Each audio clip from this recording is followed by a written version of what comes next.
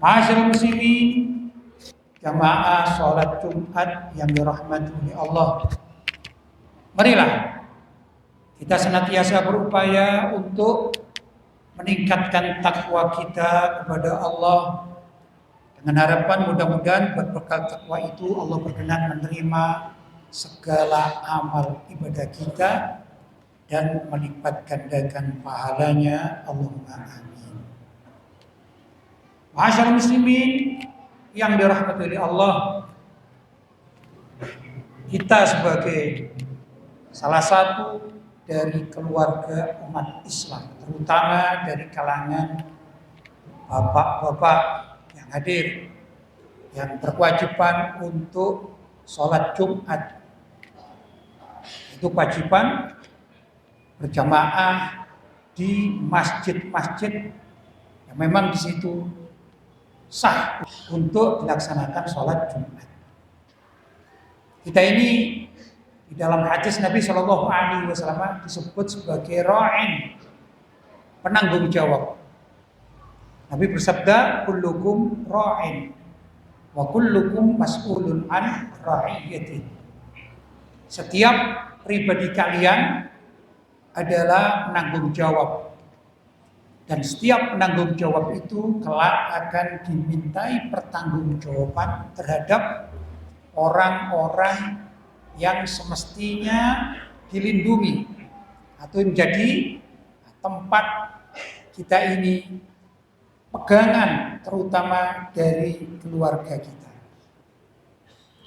Akhir-akhir ini, ma'asyiral muslimin, miris rasanya kalau kita melihat berita di media sosial atau mungkin juga berita-berita yang lainnya tentang keberadaan wanita-wanita muslimah yang mendapatkan perilaku yang tidak senonoh dari sebagian orang-orang yang tidak bertanggung jawab.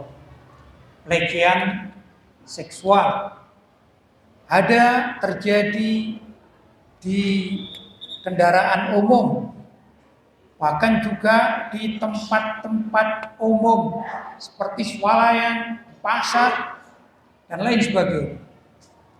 Lebih miris lagi, ma'asyiral muslimin, kita mendengarkan juga pelecehan terhadap kaum wanita muslimah, saudara-saudara kita, bahkan juga mungkin ibu kita, istri kita, anak kita, sepupu kita, atau keluarga besar kita mendapatkan perlakuan yang tidak senonoh. Dunia pendidikan pun demikian. Pendidikan formal, ada berita seorang siswi SMP menjadi korban, siswi SMA menjadi korban, mahasiswa pun atau mahasiswi pun menjadi korban, guru-guru pun di kalangan muslimah, saudara-saudara kita ini juga menjadi korban. Ini sering kita dengar, belum lagi di kampung-kampung, di desa-desa, bahkan juga tidak jarang terjadi di perkotaan. Pelakunya bukan saja dari golongan orang-orang awam, bahkan orang-orang berpendidikan pun menjadi pelaku dari pelecehan seksual tersebut. Ma'asyiral muslimin, ini sangat memprihatinkan. Dulu di zaman sebelum Nabi Muhammad Shallallahu Alaihi Wasallam diutus menjadi seorang nabi, maka zaman tersebut wanita itu dianggap murah, bahkan juga bisa dikatakan di kalangan mereka dijadikan piala bergilir, sehingga orang-orang laki-laki di kalangan kaum jahiliyah kalau mempunyai anak putri itu malu. Sebagian mereka bahkan ada yang dibunuh tatkala masih baru lahir karena lahirnya perempuan atau wanita. Allah SWT tentu melarang hambanya, terutama bagi umat Islam seperti kita-kita ini, jangan sampai kita melecehkan wanita-wanita muslimah terutama di mana saja berada, karena mereka mempunyai keluarga yang bertanggung jawab. Jadi dikatakan kullukum ra'in wa kullukum mas'ulun an ra'iyati. Setiap kalian, baik orang-orang muslim, laki-laki adalah penanggung jawab, dan kalian kelak ditanya oleh Allah, dimintai pertanggungjawaban terhadap siapa saja yang semestinya kalian lindungi. Kalau kita melecehkan seorang wanita yang bukan atau orang yang tidak kenal, ternyata itu wanita muslimah, berarti kita melecehkan salah satu dari keluarga muslim. Na'udzubillah min dzalik. Allah SWT berfirman dan perintah kepada umat Islam setelah terjadi, jadi saya sebutkan di masa jahiliyah, mereka mempermainkan wanita, mereka memberikan wanita, menghadiahkan, mewariskan wanita, dijadikan seperti barang-barang yang bisa dimiliki bersama. Sehingga Allah SWT berfirman, ya ayyuhalladzina amanu la tarisun nisaa karha. Wahai orang-orang yang beriman, jangan jadikan wanita-wanita itu barang warisan dengan memaksa.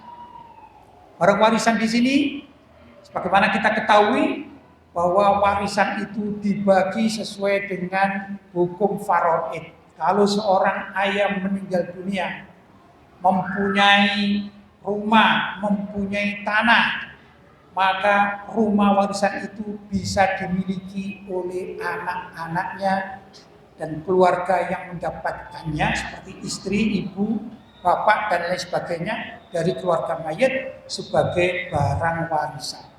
Maka rumah itu menjadi hak milik bagi penerima warisan, kecuali wanita-wanita yang menjadi istri dari mayit. Mungkin seorang mayit mempunyai 2-3 istri, maka istri itu haram untuk diwariskan kepada anak-anaknya dan handetolannya.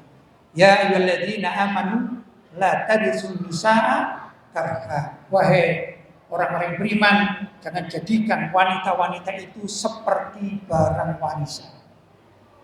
Itu firman Allah yang menjadikan kita tahu bagaimana sesungguhnya kedudukan wanita di mata Islam. Wanita sangat mulia. Wanita itu harus dijaga, harus dihormati, tentu sesuai dengan kaidah-kaidah yang telah digariskan di dalam syariat agama Allah. Untuk itu wajiblah kita menjaga keluarga kita, terutama wanita-wanita kita. Sekali lagi, entah itu ibu kita, mungkin juga nenek kita yang masih hidup, atau istri kita, atau anak kita, keponakan kita, cucu kita, dan handetolan kita, bahkan tetangga kita yang wanita pun hendaklah mendapatkan perlindungan dari kita ini. Jangan sampai ada seorang pun yang melakukan pelecehan terhadap mereka, karena saat-saat sekarang ini bisa dikatakan negeri kita ini darurat seksual atau pelecehan terhadap kaum wanita. Untuk itu, mari kita jaga keluarga kita agar benar-benar kita mendapatkan ridho dari Allah Subhanahu wa Ta'ala.